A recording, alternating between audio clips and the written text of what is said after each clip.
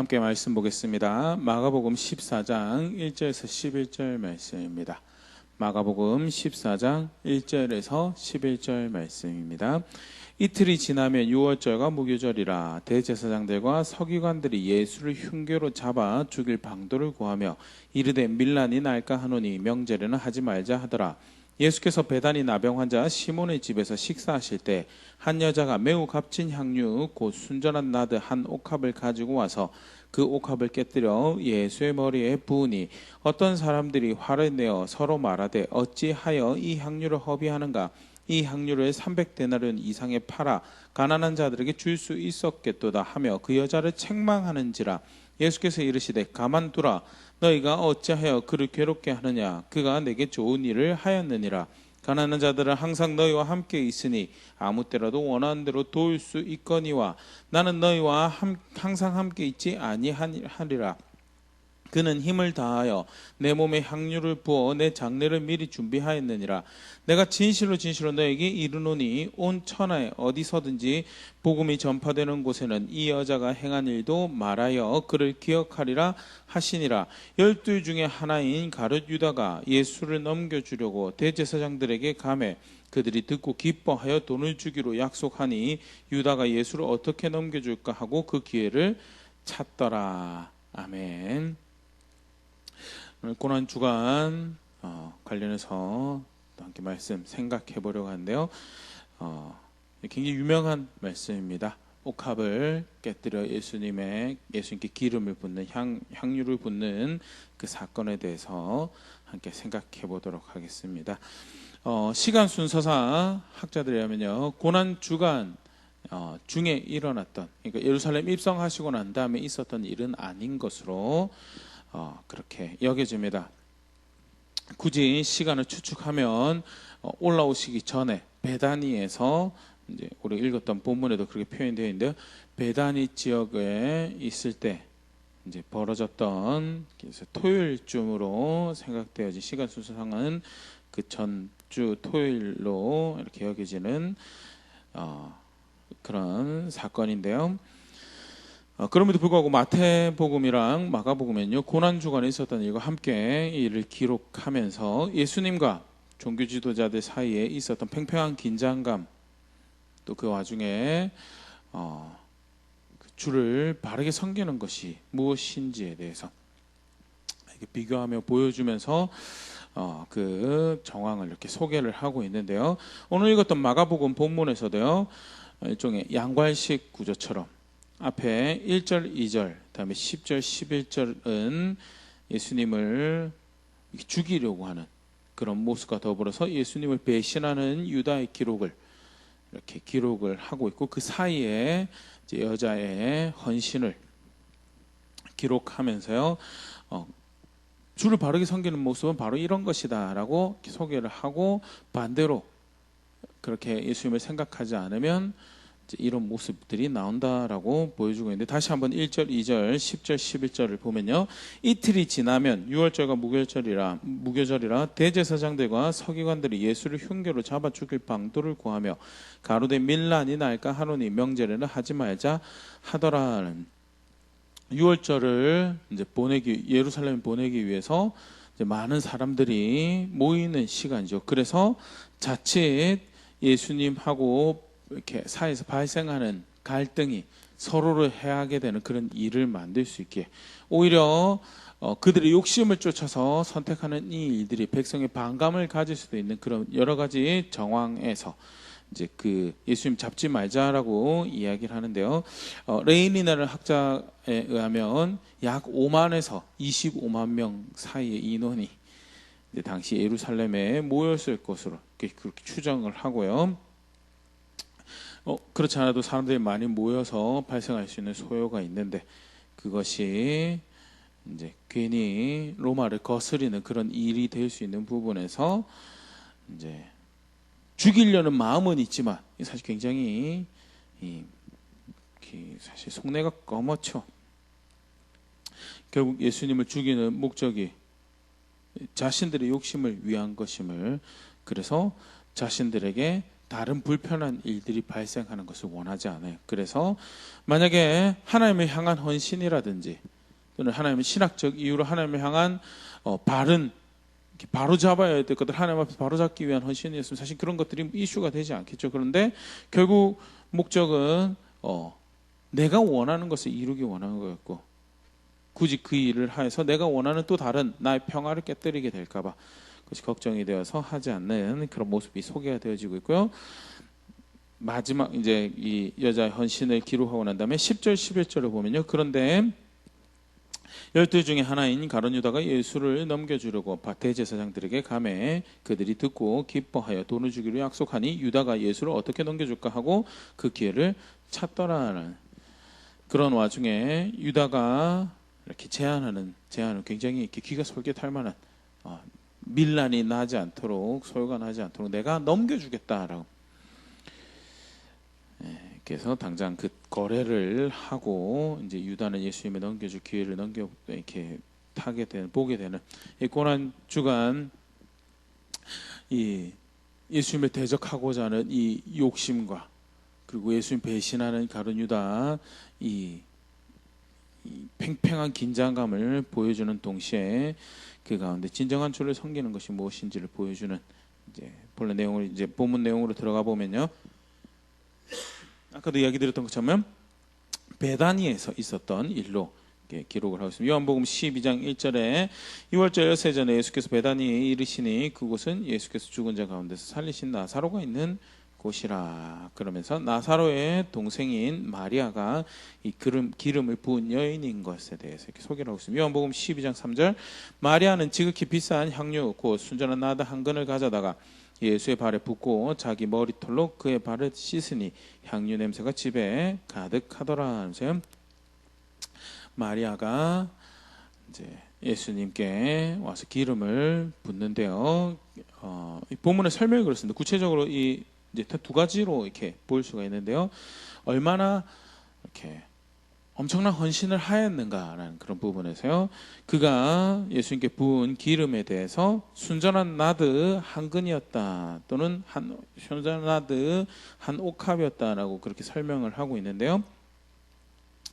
뒤에 보면 사실 순전한 나드가 얼마나 가치가 있는지 잘 모르겠지만 제자들 사이에서 이제 논쟁이 벌어지는 부분에서 이 향유가 적어도 300데나리 이상의 가치를 가질 수 있는 그래서 최소 300데나리온의 거래를 할 수 있고 그 이상도 받을 수 있는 가치였다라고 그렇게 설명을 하고 있습니다. 300데나리온 이상의 가치는요. 그 당시 노동자들의 1년치 봉급에 해당하는 하루 품삯이 마태복음 20장 2절 같은 경우에 하루 품삯을 한 데나리온을 주었다라고 그런 이제 표현이 등장을 하고 있는데 그러면 적어도 1년치 봉급에 해당하는 금액을 연봉이 5천만 원 정도면 쉽게 말해서 지금 이 여자가 부어버린 향품의 비용이 약 5천만 원 뭐 그거보다 조금 더 적게 받는다고 하면 뭐 최소 한 3천만 원, 4천만 원 정도를 생각해 볼 수 있는 그런 우리의 일을 돕는다 그런 식 정도로 생각을 해볼 수 있지 않을까 생각해요. 저 같은 1년치 봉급에 해당하는 당시 노동자들의 1년치 봉급에 해당하는 그런 금액의 향유를 예수님께 부었고요. 또 사실 이제 이 여자의 헌신을 설명하는 표현으로 한 가지 더 소개가 되고 있는 것이 옥합을 깨뜨렸다라는 표현이 등장을 하는데요. 옥합은 이제 영어로 알라바스터자라고 이렇게 번역을 하고요. 그리고 그 헬라어 단어도 알라바스타를 의미하는 그런 단어가 사용이 되어지고 있습니다. 그러면 그 알라바스타가 뭐냐? 그 석고 또는 방해석을 의미하는 걸로요. 쉽게 말해서 이 옥합이라는 것은 석고나 방해석 재질로 되어 있는 그릇인데요. 당시에 석고나 방해석 재질로 뭘 만들었냐면 고가의 물품을 담는 그릇을 이렇게 만들었다. 그 이제 보석을 담는 함 같은 것도 이제 세공을 해서 이제 만들 수 있는 그런 재질이 돼서요. 이제 고가의 귀중품을 담는 용도로 사용되었던 그릇을 깨뜨렸다라고 이제 기록이 되어 있죠. 그러니까 여자 입장에서는 최선을 다해 자기가 가지고 있는 가장 귀한 것을 드렸다라는 이제 그런 모습이 실제로 300대른 이상의 가치가 있는 기름을 몽땅 다 부어버리고 그리고 옥합을 깨뜨린 것으로.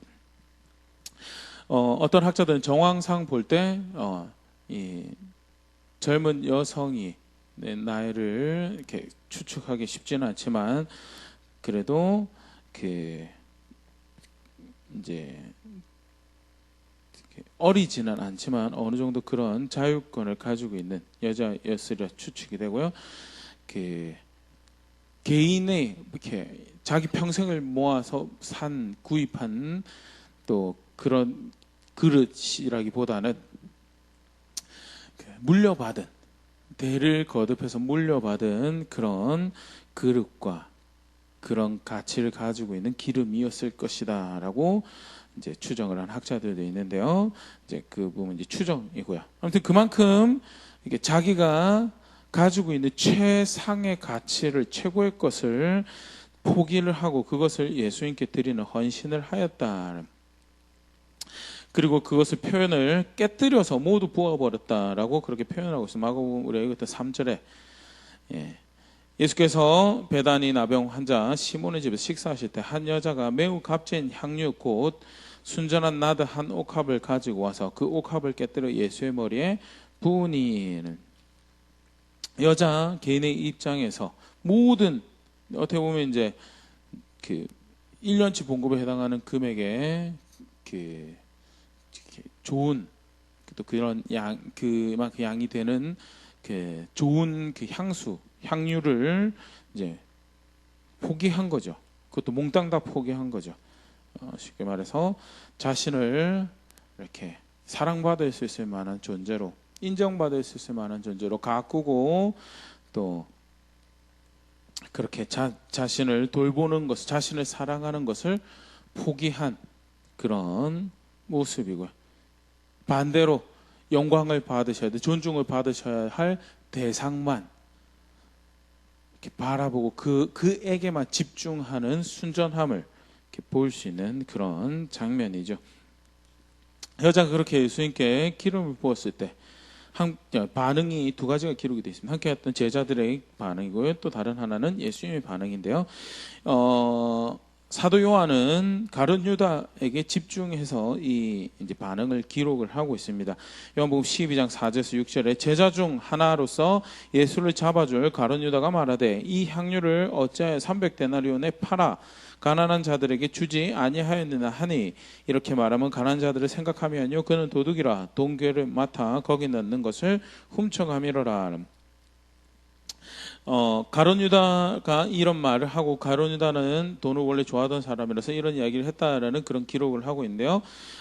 상대적으로 보면 정황상 가룟 유다 개인의 의견 이상의 여론이었을 것으로 이렇게 보여지고요. 더더군다나 남자들이 그렇게 있는 공간에 여자가 와서 존경하는 선생님이라고 하지만 그렇게 기름을 붓는 개인적인 그런 모습을 보여준 것 사실은 이제 부적절한 그런 모습으로 보여지고요. 제자들은 굉장히 거기 부정적인 자세를 보였던 거예요. 또 문화적으로 6월절이 되면 이렇게 모아두었던 이렇게 그 재산의 일부나 또는 그 구제 목적으로 모아뒀던 돈을 이렇게 가난한 사람들을 위해서 나누어서 개개인이 이 구원을 함께 기뻐할 수 있도록 그렇게 하는 것이 이제 관례적으로 있었다고 합니다. 그래서 제자들이 가룟 유다뿐만 아니라 다른 제자들도 이런 비슷한 실제로 입 밖으로 말은 꺼내지 않았어도 이런 비슷한 이해를 가지고 있었고 결국 예수님이 여자를 변호해야 되는 예수님이 여자를 변호하는 그런 상황에 이르렀던 것이 이제 본문의 정황에서 보일 수 있는 부분인데요. 그러니까 쉽게 말해서 제자들은 이 여자가 하는 행동에 대해서 전혀 이해가 안 되고 동의가 안 되는 그런 행동이었다. 오히려 지혜롭지 못하다라고 합당하지 않다라고 여기지는 오히려 우리가 6월절을 제대로 보내기 위해서는 이 시기를 선생님과 함께 즐겁게 하기 위해서는, 선생님 좀 더 가치 있게 하기 위해서는 그것을 차라리 팔아서 가난한 자를 돕고, 그렇게 해서 모세의 법에 충실한, 또 그 관습에 충실한 지혜로운 능력 많은 선생님이고 그 제자들인 것을 드러내야 되는 것이 더 맞는 것이 아니냐라고 반응하는 것이었다면요, 예수님께서는 이 여자의 헌신에 대해서 이렇게 말씀 좀 전에 읽었지만요, 같이 보면 예수께서 이르시되 가만두라, 너희가 어찌하여 그를 괴롭게 하느냐, 그가 내게 좋은 일을 하였느니라. 여자 행동에 대해서 칭찬한 것이죠. 그 헌신에 대해서 칭찬하시면서요, 가난한 자들은 항상 너희와 함께 있으니 아무 때라도 원하는 대로 도와줄 수 있거니와. 그들이 핑계 삼는 가난한 자들에 대해서는 도와줄 수 있는 때가 있는데 나는 너희와 항상 함께 있지 아니하리라 하면서 예수님께서 가심에 대해서 이제 다시 한 번 더 말씀하십니다. 그러면서 8절에 그는 힘을 다하여 내 몸에 향유를 보내 장례를 미리 준비하였느니라. 쉽게 말해서 이 여자가 무슨 의도로 예수님께 기름을 부었는가에 대해서 학자들이 그렇게 추정합니다. 이 여자가 완전하게 예수님께서 내가 죽는다라고 하신 말씀에 대해서 이해하였을 것이라고 생각지는 않는다. 그럼에도 불구하고 분명한 것은 제자들보다는 예수님께서 내가 죽을 것이다라고 한 말에 대해서 더 바른 이해를 가지고 있었던 거에 대해서, 사실 마가복음 같은 경우만 하더라도 그 전에 예수님께서 예루살렘 올라가시면서 내가 죽으러 올라가는 것에 대해서 가르치셨습니다. 마가복음 10장 32절 34절 보면요, 예루살렘으로 올라가는 길에 예수께서 그들 앞에 서서 가시는데 그들이 놀라고 다른 자들은 두려워하더라. 이에 다시 12 제자를 데리시고 자기가 당할 일을 말씀하여 이르시되 보라, 우리가 예루살렘에 올라가노니 인자가 대제사장들과 서기관들에게 넘겨짐에 그들이 죽이기로 결의하고 이방인들에게 넘겨주겠고 그들은 능욕하며 침을 뱉으며 채찍질하고 죽일 것이나 그는 3일 만에 살아나리라 하시니라. 그래서 올라가서 죽으실 것에 대해서 이미 가르치셨습니다. 마가복음 10장 45절에서도요, 인자가 온 것은 섬김 받으려 함이 아니라 도리어 섬기려 하고 자기 목숨을 많은 사람의 대속물로 주려 함이니라. 물론 문맥상 죽음에 대해서 이야기하시는 그런 장면은 아니었습니다. 누가 더 높으냐라고 하는 논쟁이 붙었을 때 섬기는 자가 높은 자다라고, 그러면서 내가 선생인 내가 나는 그렇게 섬기러 왔다라고 이야기하시는데 그 와중에 단순히 거기서만 끝나는 것이 아니고 자기 목숨을 많은 사람의 대속물로 주려 왔다라고 하면서 자신의 죽음에 대해서 암시하시면서 내가 죽을 것이다라고 이야기를 하시죠. 정황상 볼 때 제자들은 그 일을 그렇게 진지하게 듣지 않았던 것으로, 물론 선생님 말씀이니까 알고는 있었겠죠. 그런데 여자만큼은 장례를 준비하여서 몸에 기름을 붓는 것처럼 그것도 자신의 최고의 가치를 자기가 내어놓을 수 있는 최상의 가치를 들어서 그 말씀에 순종하는 것만큼 이해하고 그렇게 그 말씀을 받지는 않았던 것 같다라는 것이 본문 안에서 볼 수 있는 모습이죠. 그래서 그 제자들은 정작 그렇게 향유를 붓는 행동에 대해서 이상하다, 동의할 수 없다, 뭐 하는 짓이냐, 더 지혜로울 수 있지 않느냐라고 이야기하는 반면에 예수님은 아니다, 저는 나를 위하는 것이고 이것은 내 몸에 향유를 부어 내 장례를 준비하는 것이다. 그러면서 이쪽 구절이 극찬이죠. 내가 진실로 너에게 이르노니 온 천하에 어디서든지 복음이 전파되는 곳에는 이 여자가 행한 일도 말하여 그를 기억하리라 하시니라.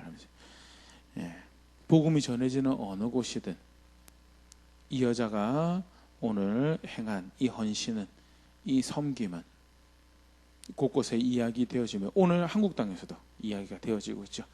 예수님 사랑하는 것이, 예수님이 섬기는 것이 어떤 것인지에 대해서 자기를 가꾸고 자기를 사랑받는 존재, 자기를 인정받는 존재로 자기를 부스트업하고 자기를 자랑하는 것보다는 존중받아야 될 대상을 향해서 집중하고 그가 높임을 받는 것, 그가 영광을 받는 것에 순전한 마음을 드리고 그렇게 헌신을 하는 것이, 그게 정말 주를 사랑하는 것이다라는 부분에서요 분명한 메시지를 던지고 있고요.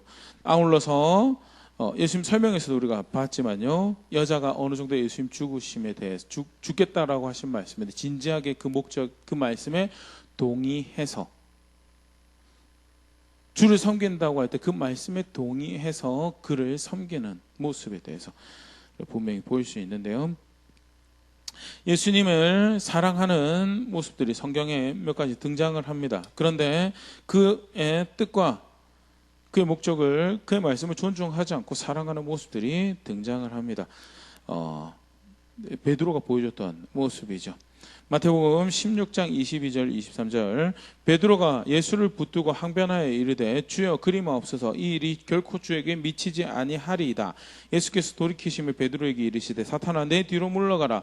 너는 나를 넘어지게 하는 자로다. 네가 하나님의 일을 생각하지 아니하고 도리어 사람의 일을 생각하는도다 하시고, 예수님이 마가복음에 우리 인용했던 말씀과 비슷하게 예수님 죽으실 것에 대해서 제자들이 가르치시는데 베드로가 그런 일은 선생님에게 일어나서는 안 됩니다라고 이야기합니다. 어떻게 마땅히 해야 되는 이야기죠. 마땅히 사람의 생각에서는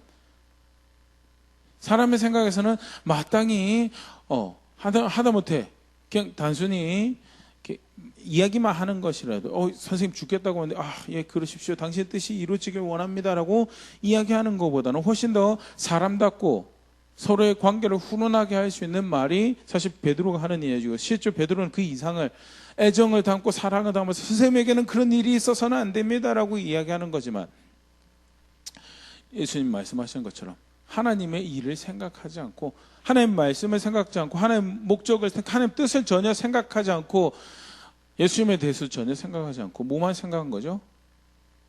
내가 예수님을 얼마나 생각하고 있는지만 생각하라고. 내 감정에 충실하고 내 마음에 충실하고 내가 사랑하는 내 사랑에 충실하여서 그렇게 예수님을 섬기죠. 예수님을 전혀 존경하지 않는, 예수님을 전혀 존중하지 않는 헌신이죠. 그러면서 자기는 철떡같이 뭐라고 생각해요? 나는 예수님을 존중한다라고. 굉장히 무서운 모습인데요. 그런데 실제로 이제 그럴 수 있다는, 그게 사람이고요. 오늘 여자의 모습이 칭찬받는 아주 순전하게 최상의 것을 다, 자기의 모든 것을 다해서 섬기는 모습도 칭찬받는 모습이지만, 더불어서 죽겠다고 하신 예수님 말씀에 순종하여서 내 마음의 원함과 내 생각의 어떤 원함과 그가 말씀하신 것이 그렇게 이루어져야 돼요. 그것 있는 그대로 존중하고 그걸 순종했다는 것이, 그것이 예수님을 섬기는 바른 모습인 것에 대해서. 요한복음 18장 10절 11절에서도요 또 다른 베드로의 열정이 등장을 합니다. 이에 시몬 베드로가 칼을 가졌는데 그것을 빼어 대제사장의 종을 쳐서 오른편 귀를 베어버리니 그 종의 이름 말고라. 예수께서 베드로더러 이르시되 칼을 칼집에 꽂으라. 아버지께서 주신 자는 내가 마시지 아니하겠느냐 하시니라. 베드로는 자신의 열정으로, 자신의 사랑으로 예수님을 자기가 나름껏 성심성의껏 존중해서 칼로 예수님을 보호하려고 하고요. 그래서 칼을 뽑아들어서 대제사장의 종의 귀, 말고의 귀를 베어냅니다. 나름 이제 지키겠다고, 예수님 사랑한다라고 하는 고백이죠. 그런데 예수님 뭐라고 그러세요? 그건 나를 존중하는 것이 아니다라고. 나는 지금 아버지의 잔을 받아야 될 터인데 네가 그것을 방해하는 것이다라고. 예수님 목적과 예수님 뜻을 전혀 존중하지 않는 섬김이죠. 인간적으로 보면요, 정말 다른 사람들 다 도망갈 때 칼 들고 나는 예수님을 위해서 이 자리를 끝까지 지킵니다라고, 선생님 어떻게 선생님을 제가 섬기고 사랑하는지 보십시오라고 자기 몸을 던진 거죠. 정말 놀랍고 아름다운 모습인데요, 하나님 뜻과 하나님 목적은 전혀 고려하지 않은 그런 사랑과 헌신할 수 있다는. 바울이 예수님 동시대 유대인들에 대해서, 자신의 동시대 유대인들에 대해서 그렇게 이야기를 합니다. 로마서 10장 2절 3절 내가 증언하노니 그들이 하나님께 열심히 있으나 올바른 지식을 따른 것이 아니니라. 하나님의 의를 모르고 자기 의를 세우려고 힘써 하나님의 의에 복종하지 아니하였느니라. 열정은 있다고요. 열정은 있는데 뭐라고요? 올바른 지식을 따른 것이 아니니라는. 가끔 그런 분들이 이렇게 뭐 성령의 감동이 없어서 또는 예수님 너무 비유로만 이야기하셔가지고 예수님 조금만 더 친절하게 이야기해 주시면 그들도 잘 알아들었을 텐데 아니죠. 예수님 뭐라고 그러세요? 순종할 마음이 그들에게 없었기 때문에 진리에 동의해서 자신의 삶을 수정해서 열정을 진리에 동의해서 살아가는 것을 그 열정을 사용하는 것이 아니라 자기가 원하는 것을 이루어가기 위해서 그 열정을 사용하고 있어서 결국 순종하지 못하더라. 베드로에게만 해당하는 일이 아니고요. 예수님 동시대 예수님을 영접하지 않았던 예수님 목적과 예수님 뜻에 동의하여서 그렇게 하나님 섬기지 않았던 모든 이들이 가지고 있었던 문제점이었다라고 그렇게 바울이 고발을 하고 있습니다. 그들의 문제뿐만 아니죠. 우리의 모습에서도 오늘 이 시대 교회의 모습 아니 내 모습에서 우리의 모습에서도 너무 쉽게 발견할 수 있는 주는 그리스도시요 살아계신 하나님의 아들이시니다라는 그 고백을 토대로 그 고백을 기초로 하여서 세워지는 교회입니다라고 우리 가르치고 그렇게 모이죠. 그런데 그거 말고 어떻게 조금 우리가 더 돈독한 관계를 예수님이 머리가 되기 때문에 우리가 서로가 서로에게 지체가 되는 공동체입니다라고 그것 말고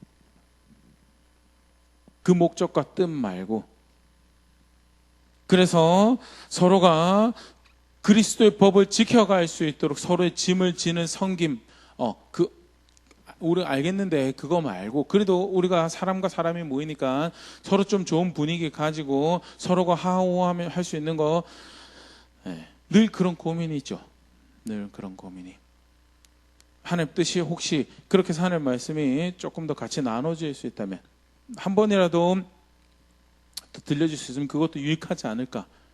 시당초 그런 것은 인본적으로 흐를 수 있으니까 아예 배제하는 것이 옳지 않을까.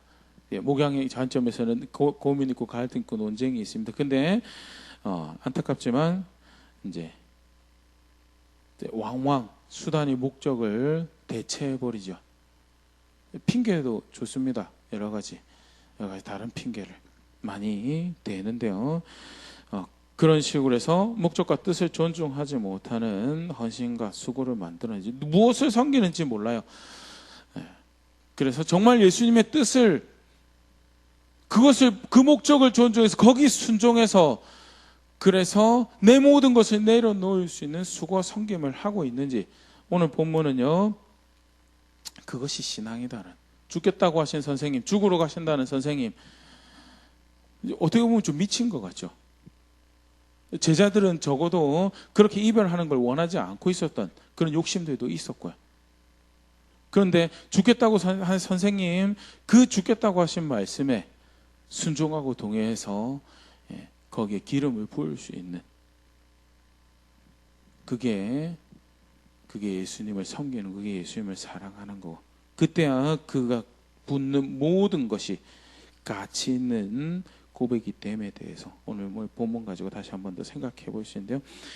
마가복음 14장 7절에서 9절 다시 한번 같이 읽어볼게요. 가난한 자들은 항상 너희와 함께 있으니 아무 때라도 원하는 대로 도울 수 있거니와 나는 너희와 항상 함께 있지 아니하리라. 그는 힘을 다하여 내 몸에 향유를 부어 내 장례를 미리 준비하였느니라.